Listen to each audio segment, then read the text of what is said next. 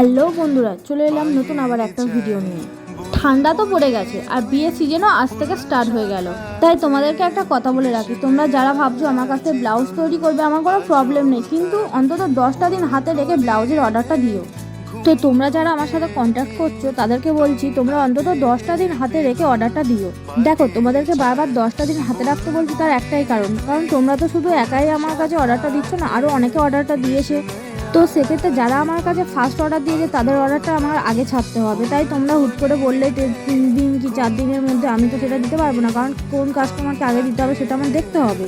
তাই যারা ইনবক্স করছে তাদেরকে বারবার করে বলছি 10টা দিন হাতে রাখবে। তো এই ব্লাউজটা যে কাস্টমার দিয়েছে সেই কাস্টমারের একটাই ডিমান্ড ছিল, ব্লাউজটার সামনে যেন বেল্ট হয় এবং সামনে হুকটা যেন হয়। তো সেই মতো আমি সামনে ব্লাউজের হুক করে দিয়েছি বেল্ট দিয়ে। তো আমার কাস্টমারের তো পছন্দ হয়েছে। তো তোমরা জানিও ব্লাউজটা কেমন হয়েছে।